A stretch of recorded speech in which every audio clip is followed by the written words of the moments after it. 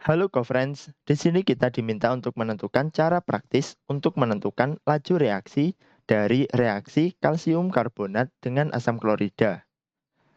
Laju reaksi sendiri adalah perubahan jumlah reaktan atau produk persatuan waktu.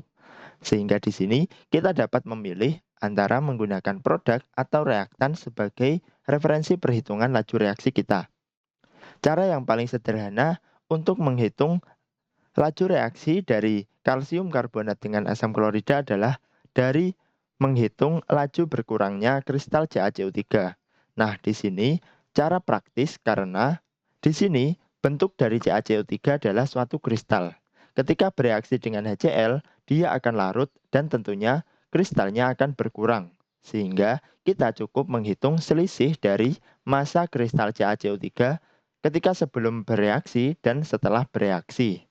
Maka dari situ kita dapat menghitung laju berkurangnya kristal CaCO3. Kemudian kita bahas untuk opsi B. Di sini opsi B tidak praktis karena kita memerlukan titrasi. Untuk menghitung konsentrasi HCl awal, kita harus melakukan titrasi awal. Kemudian untuk menghitung konsentrasi HCl setelah reaksi, kita juga harus melakukan titrasi. Maka di sini caranya kurang praktis apabila dibandingkan dengan cara A. Sehingga di sini tidak kita pilih.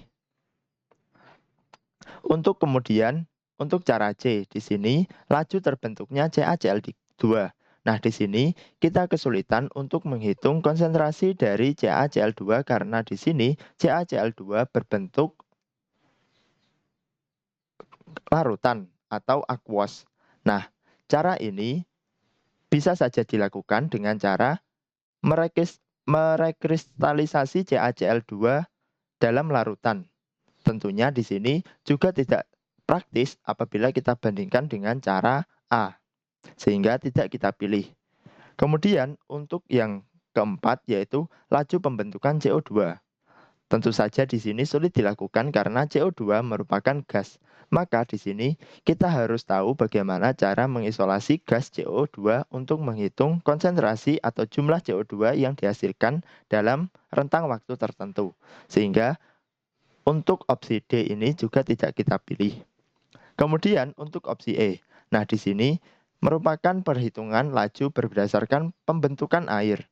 Di sini sulit dilakukan karena dalam reaksi terdapat HCl atau larutan asam klorida.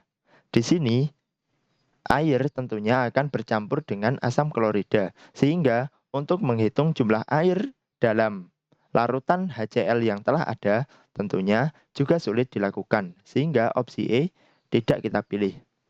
Maka kita bahas lebih dalam bagaimana caranya untuk menghitung laju reaksi berdasarkan berkurangnya kristal CaCO3. Caranya adalah sebagai berikut. Yang pertama, kita dapat menghitung massa awal dari CaCO3 dengan menimbangnya. Kemudian kita campurkan atau kita reaksikan dengan HCl dan kita tentukan rentang waktu T.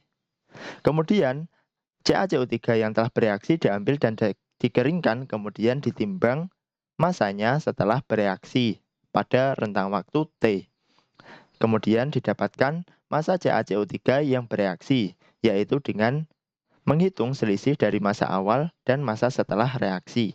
Kemudian kita dapat mengubahnya ke mol dan kita dapat menghitung lajunya, yaitu mol CaCO3 yang bereaksi per satuan waktu.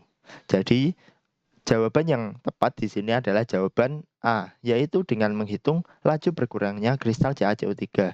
Terima kasih, sampai jumpa pada soal selanjutnya.